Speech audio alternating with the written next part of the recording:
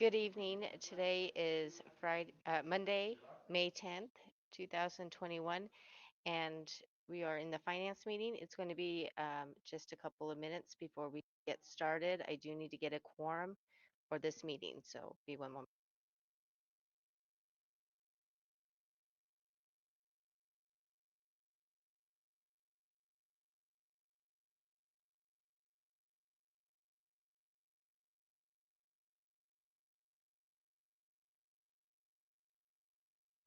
I just want to test my mic.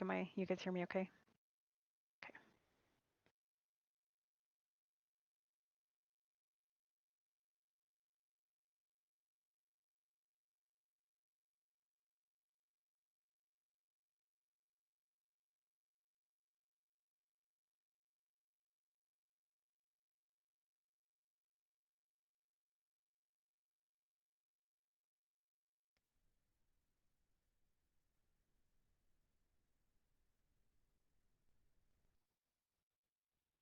Hello, everybody. Jeff, can you test your mic because we are live on the meeting right now? Yes. Can you Okay. hear me?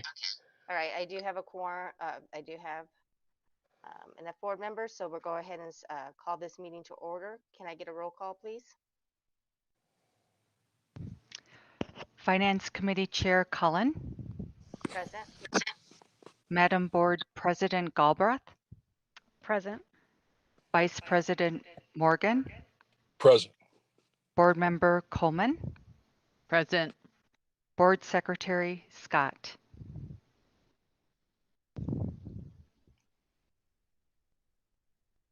Have four members present, and we'll go ahead and move on to the agenda. Is there any questions or changes to the agenda? Okay, do I have a motion to approve the agenda? I move to approve the agenda. I have a President Galbraith. This is Board Member Coleman. I second. Get a roll call, please. Finance Committee Chair Cullen, Yes. Madam Board President Galbraith, Yes. Vice President Morgan, Yes. Board Member Coleman, Yes. Board Secretary Scott.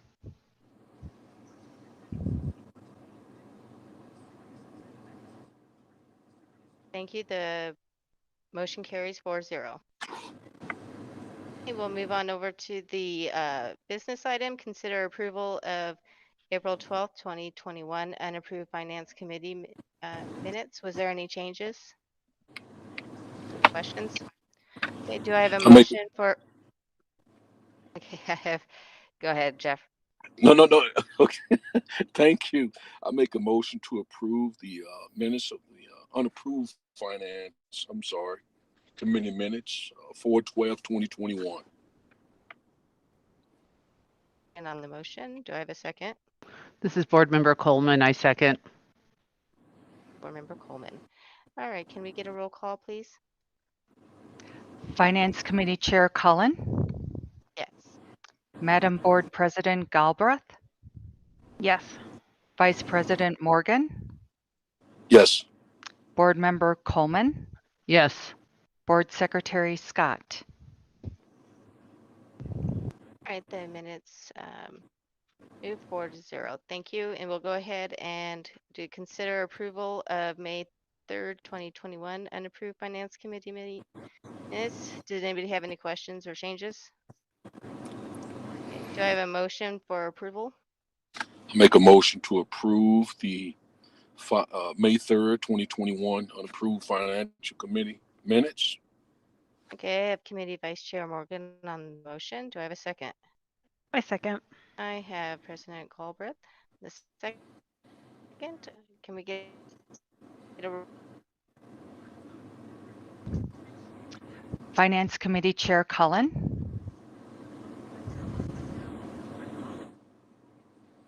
It's your mic is just not Yeah. coming through, Catherine. Yeah. She's going yes. in and out.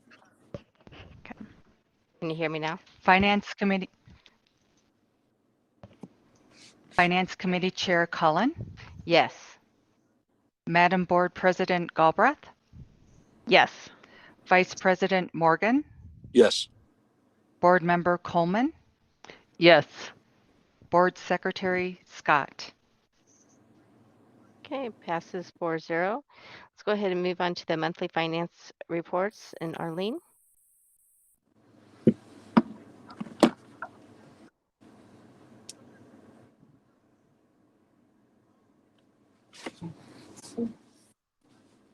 Good. Yeah. Maybe scroll up a little bit. Good afternoon, Madam Chair, members of the board, Dr. Cleveland. Before you, we have the operational expense overview report through April of 2021. At this point, the district should be at about 83% used. And so we are actually in very good financial condition.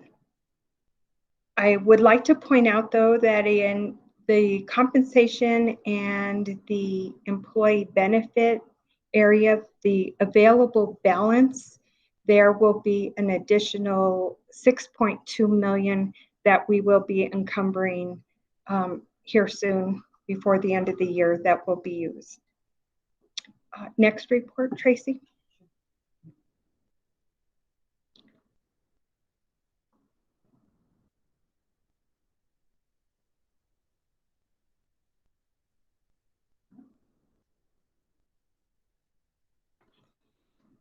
And here on our detail report, you will see our revenue, and we are on track. As I said, about 83%. And so we are on track with revenue, a little bit lower on our expense side. And as you go down through each one of the functions, you can see through the next couple of pages which areas have spent which percent. So as I said before, the district is in good financial condition, and I am open for any questions.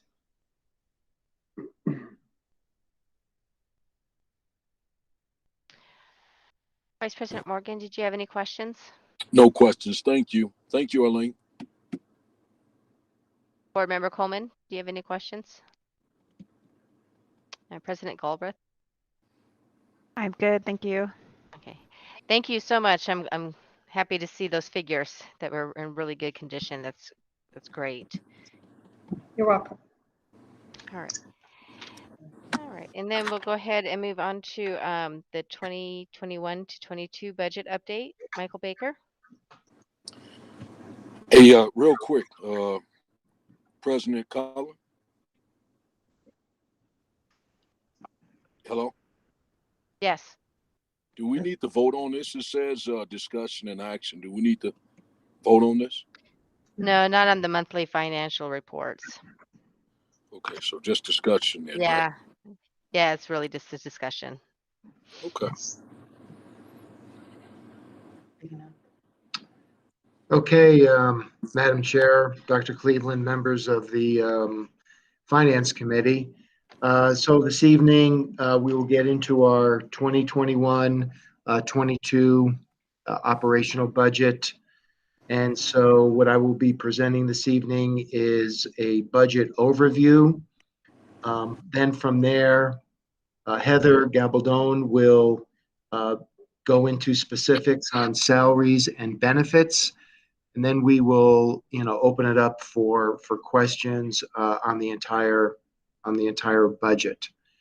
So if I could put your attention over there into the green box, total revenue, we're looking at approximately $171 million. And as you can see, most of those funds come from our SCG, just under 155. Other sources of revenue really don't amount to too much when we compare that with our SCG, and that's about $1.5 million. We do have a cash carry or a beginning fund balance of approximately $15 million. And of course, that is actually good news and bad news. The good news is that we have that extra $15 million to put into the budget. Kind of the not so good news is that we use that $15 million in order to balance our budget, meaning that we use that money on one-time expenditures and more importantly, we use it on recurring expenditures. If you move over to the right into the blue column, you'll see our total expenditures at approximately $171 million. Most of those expenditures are in the form of salary and benefits at just under 135. School and departments are about $36 million. And below that, in the red or the reddish column, you'll see that we have difference between revenue and expenses at zero, meaning that we have a balanced budget. And so what I would like to do now is just go over some of the additions to the budget, additions from last year's budget. The first items in the gray box have to do with mandatory budget additions that were established by the legislature. The legislature established a 1.5% increase for all employees. That cost is approximately $1.8 million. The legislature also passed a statute requiring an additional 1% where districts pay into the ERB or the educational retirement. That cost is approximately $1 million. The legislature also approved mandatory medical premiums from the district and the employee of approximately 6%. It's a little bit different depending on what insurance policy you choose as an employee. That cost is approximately $575,000 for a total mandatory expenditure of just under $3.4 million. The next category I would like to go into are the other additions to the budget. Something that the district has been working on for a number of years, or at least a couple of years right now, has to do with the Student Support Center. As you know, we purchased the building at the corner of Northern and 528 for a little bit over $1 million. We put approximately $2.5 million into that facility, upgrading the facility, replacing the roof. Really, essentially, we almost have practically a brand new building. In that building, we are adding to our current staff. That includes 2 teacher positions, 2 EAs, security, and an administrative assistant that is actually transferred from the Secondary Learning Center into that facility at an increased cost of approximately just under $241,000. Earlier, the PED required that we have a virtual academy if there were a substantial number of students. However, the PED did renege on that, unfortunately, or fortunately, depending on how you look at it. The district already began the process in order to register students and began planning for that new virtual elementary school, or as we say, Spark.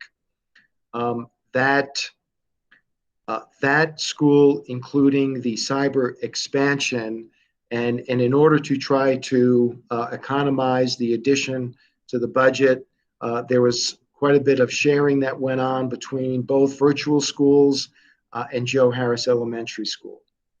The teaching staff consists of transferring 9 teachers into that virtual school, adding 2 teachers to the operations and 6 teachers that would be paid from CARES. A counselor will be shared with Joe Harris, a CA will be shared with Joe Harris, An educational technologist will be half-time at Spark and a half-time at Cyber. The EL coordinator will be shared with Joe Harris. Gifted teacher will also be shared with Joe Harris. The related arts teacher will come from operational, and an administrative assistant will also be coming from operational. As of this morning, transfers equal 164 students. And again, as of this morning, the cyber expansion equals 198 students. This expansion will include 8 additional teachers that will be paid out of the CARES funds. Those additions, to include the CARES funding, is approximately $1.7 million.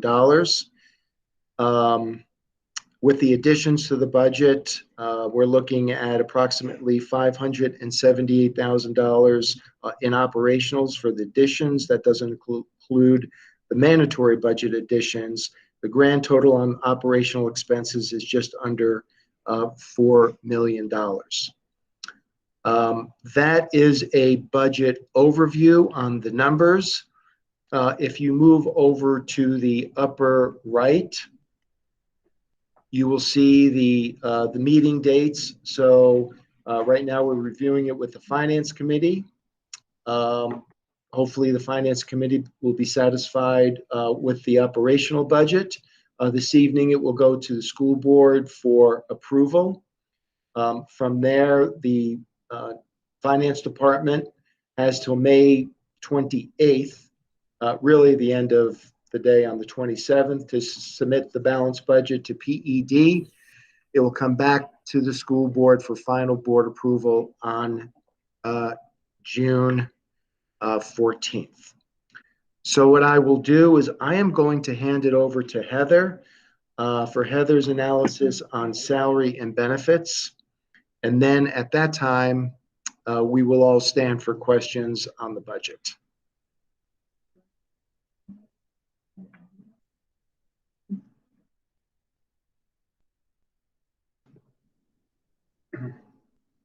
Turn my mic on.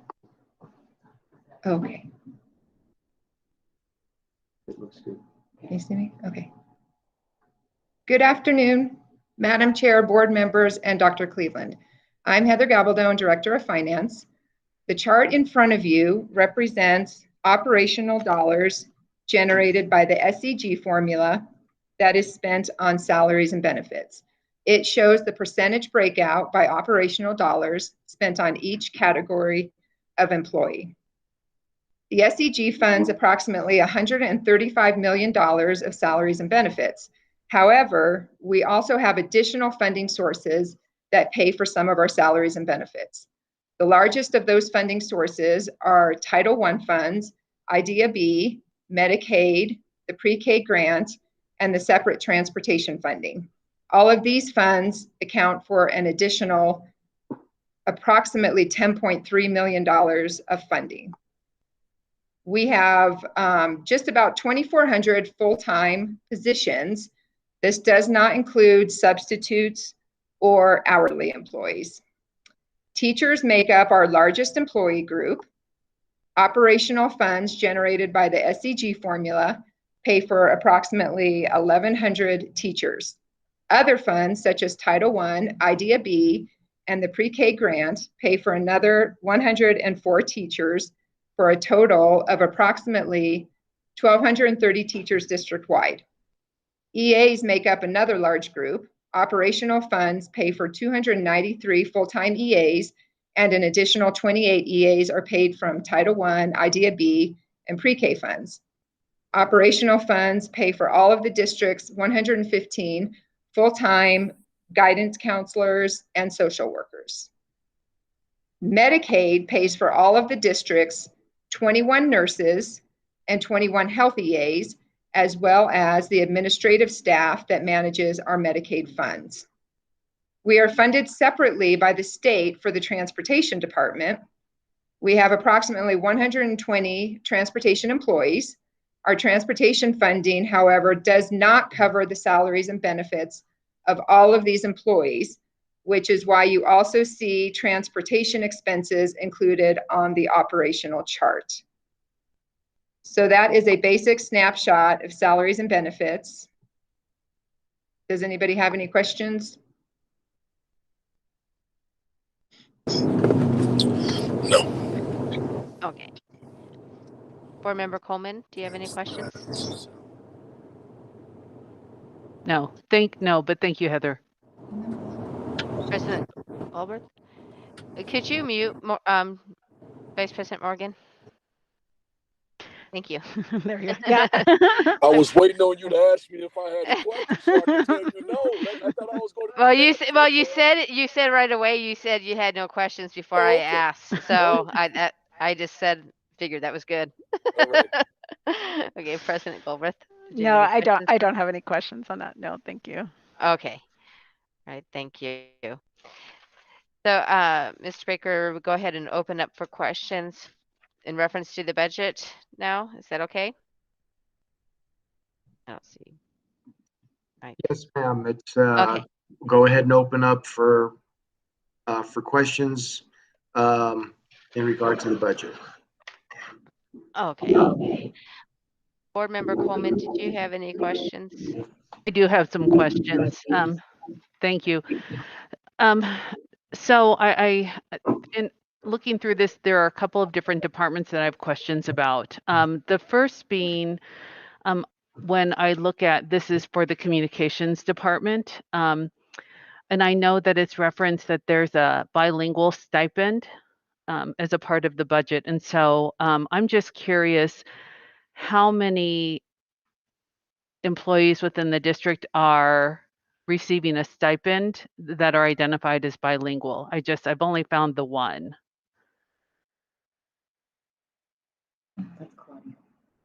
Yeah, I know there. I know there's one in the communications department that provides, for lack of a better term, translation services when people walk into the district.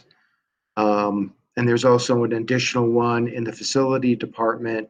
So when people come into district, they provide services for us. Those are the two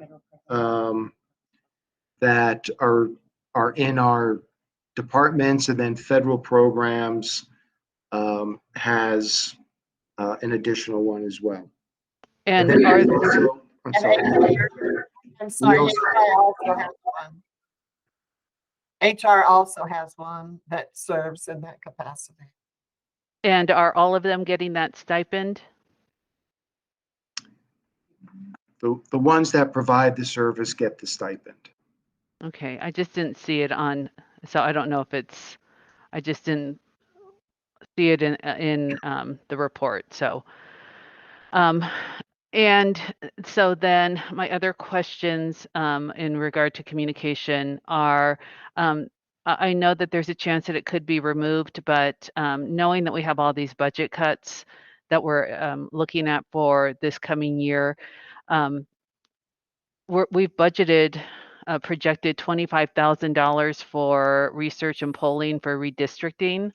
Yes. It seems like just a high number when so many other departments are really having those cuts that they have to address. And so I'd like to just kind of hear if you think that that's something that's going to happen, and are we going to be paying that amount? I can address it, Mike, if you cannot, but you go ahead if you would like to. No, we put that, we are unsure at this time if we're actually going to have to use that service. And, that estimate may be a little bit high, but it's better for us to err on the side of caution. It's easier to take out of the budget than put into the budget. And so if we do not use that service this particular year, we can pull that money from the budget. But that's why that particular amount of funds stayed within the budget. And so, Dr. Cleveland, if you would like to add to that. You're actually, I don't know what that it's not coming from mine, I hope. It is required to redistrict. after a census, and you best use people who are qualified to do it. And so from my way of thinking, that's a non-negotiable expense, whatever it turns out to be. We'll put that out for bids, just like we do other things. And but generally, there's only one or two firms that will bid on that. So, but it is absolutely critical. You could get into civil rights issues, other things that you pay a great deal of attention to redistricting, and we've done that in after every census. But Board Member Coleman, to my understanding, I don't believe that there's any option for that for school districts or school boards. So, and I suspect you'll be getting further information on that from the School Boards Association as well. They usually take a really key role in as redistricting gets underway. But you don't want to come back and have a court challenge to it, or have any advocacy groups challenge you on it. And so it's really just a whole lot safer if you use someone who's really skilled and looking at how to do that correctly. So I think it's essential if we end up having to do it, but I'm sure we will, because we've had to after every census. Did that answer the question?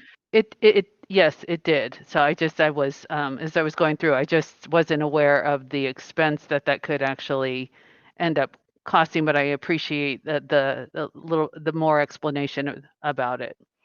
So, and the need to have to do it.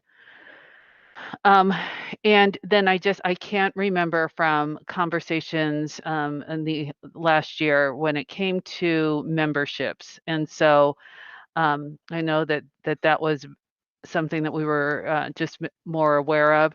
Are there any concerns about the chamber dues and the Sandoval County leadership and following statute with those? And I just need a little bit of guidance with that. Yeah, we believe we've had all those memberships kind of vetted. We believe that we are within the anti-donation clause in regard to those memberships. Okay, thank you. So then two other departments. So safety and security.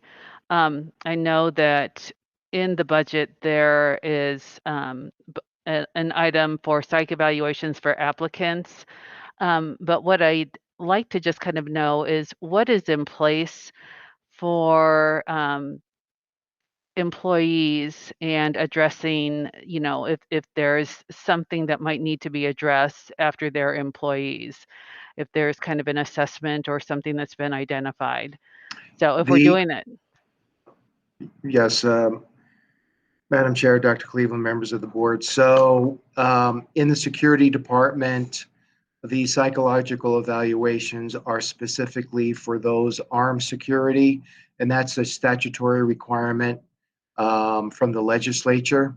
And so it's only on those security officers that are armed.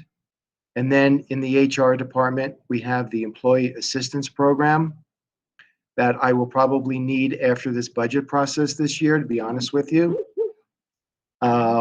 Kidding aside, the employee assistance program is available to all employees, and normally they get 3 visits. It's confidential in nature, and so the district pays for 3 visits for an employee requesting that service. Okay, so is there anything in the budget, if it's been identified that someone might need that type of evaluation, not just EAP, but that type of evaluation? Is there anything budgeted for an existing employee for security? I don't think so, but I'm not sure if I really understand your question. All employees have access to the EAP. And I including security. understand that, and I know that, but what I'm just kind of when we're talking about armed security guards and knowing that we go to the extent that we do for that psych evaluation, is there anything budgeted for the existing security, if they needed more than just that three free visits for EAP for just like any other Yeah, staff. what we have done in the past, not just with security, but with other employees from time to time, our employees may experience very traumatic or horrific situations, and we have gone beyond the 3 visits. Okay, and does anything need to be in the budget for that at all, or is that just something No. that is worked out on a case by case? That's worked on a case by case. Okay. And thank you for that. And then one other question. When it comes to the budget under the superintendent's department and board expenses, I know that travel and training for board members is averaging like $7,500 to $8,000 each year. And I'm kind of curious what has happened to the money that was budgeted this past year that we didn't really use, especially because now, like the New Mexico School Board Association, it's my understanding that even the trainings, they're not charging where we would have to pay for the training. So kind of what's happening with that money, and I don't know if there's any information that you can provide. Yeah, so all funds that are budgeted, whether it be that particular account or any other account that funds are not used, that gets rolled into our cash carry or our beginning fund balance. And we use those funds to supplement the budget for the following year. So earlier I talked about the 15 million cash carry. So those funds that were not expended in your budget get rolled over into the following year.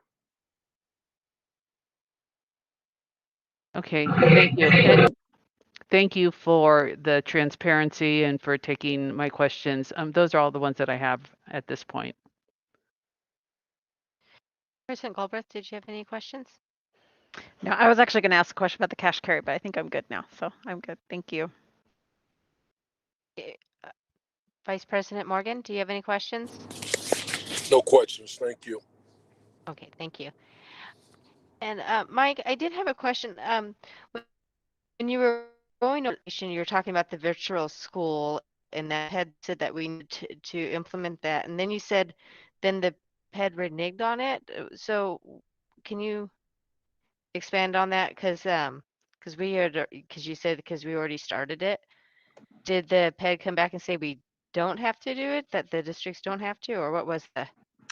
Yes, don't recall. I will rely on Dr. Cleveland. Great. Really, she heard the conversation directly. I was not privy to that particular conversation, but it's my understanding earlier in the budget year, PED made a statement that districts that had a substantial number of students that wanted to go virtual for the fall of 21 would have to provide some type of virtual schooling, and our district did not want our teachers to again be in a position where they would have to do in-person and virtual.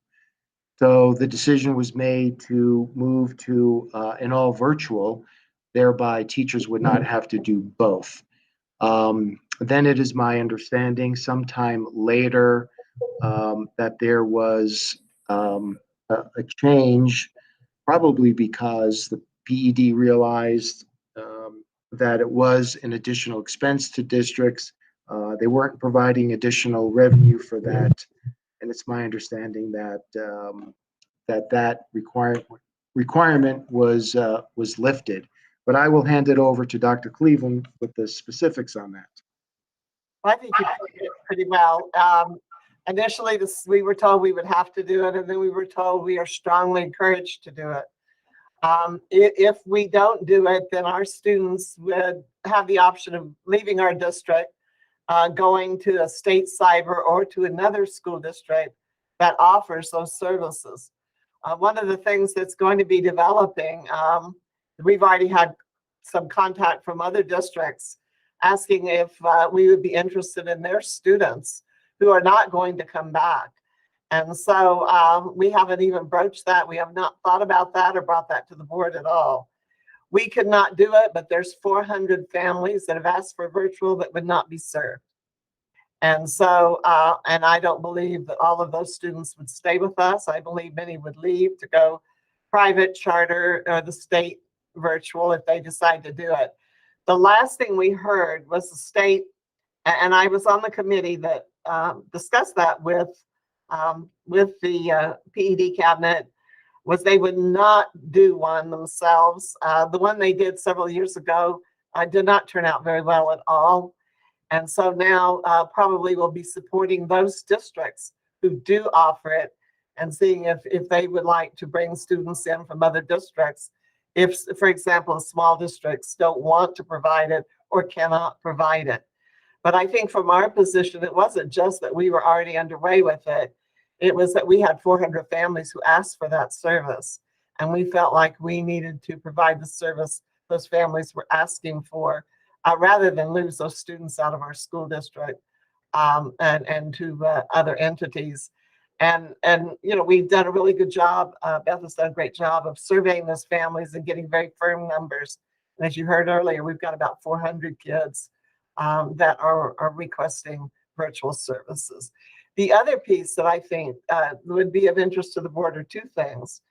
One is, for example, at the elementary level, these folks would become our kind of cadre of experts in virtual. And we all hope and pray there's not another COVID wave. There could be. They're now saying it's possible. There could be one next winter. So we would definitely want to keep our capacity, our capability of dealing with that should that really terrible thing happen.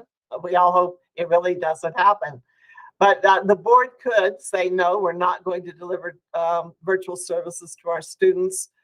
We really hope that's not the decision the board would make, because we feel we have an obligation to provide services to those families who do not yet want to bring their children back. And the last comment is, I don't think that we're ever going to go back to the way life was before. I don't think that schools are going to next year like they did the year before. I don't think we'll ever go back.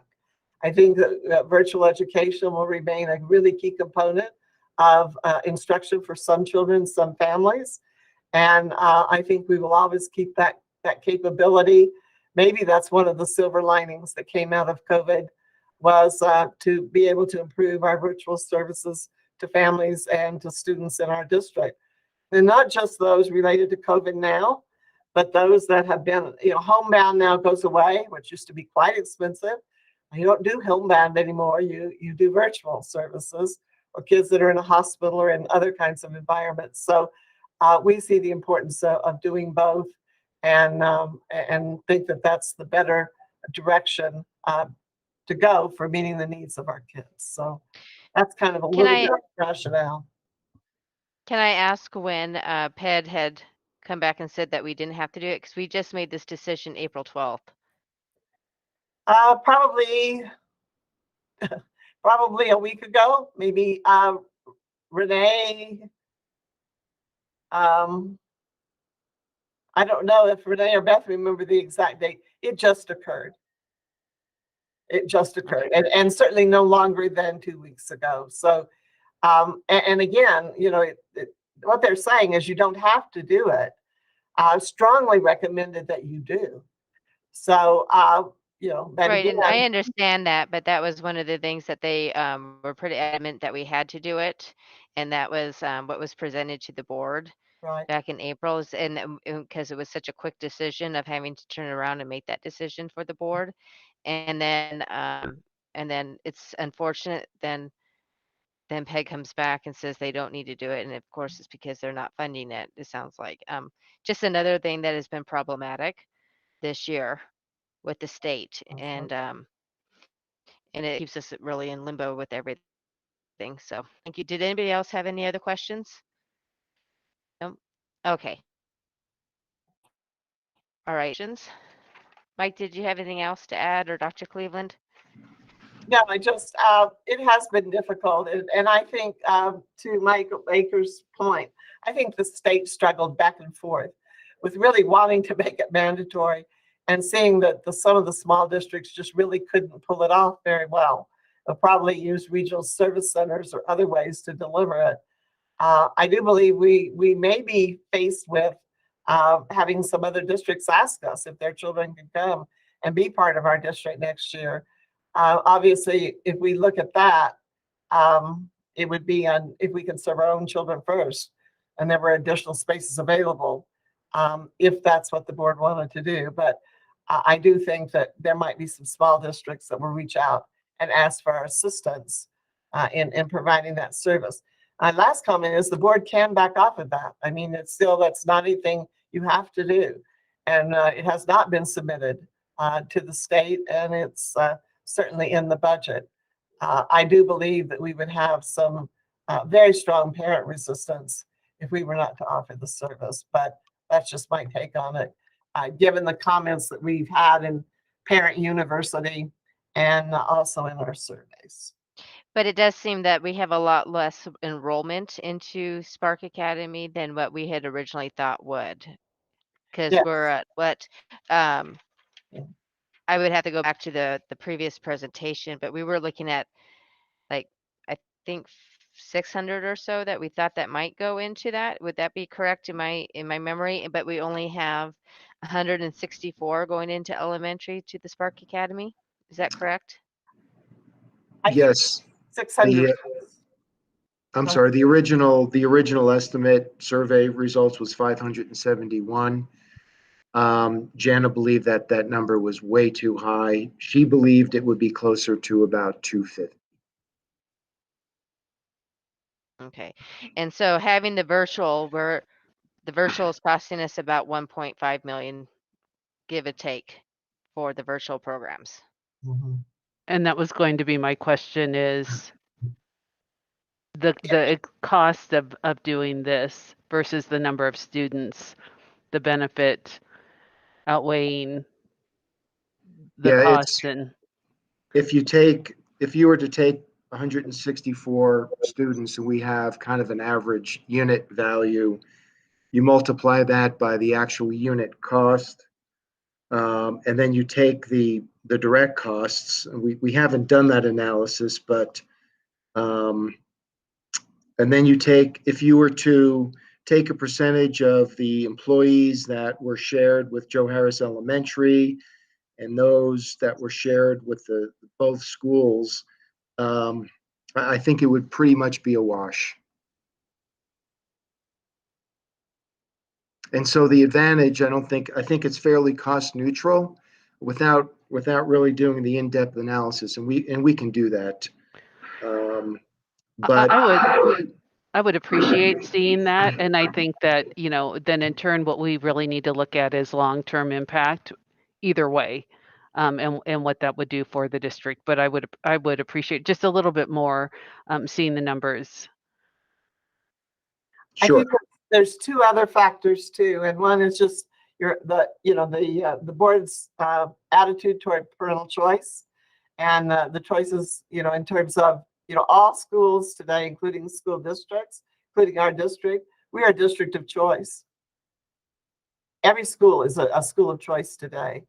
So I think one of the also considerations as you look at that cost benefit will be to look at those students should they leave our district, and what the cost of that would be to the Rio Rancho district if they decided to leave and go somewhere else. And from some of the surveys, they made it very clear that would be their decision, would be to leave this district if we do not offer that service. So a lot of it depends on what your perception about choice and how important it is that parents have a choice.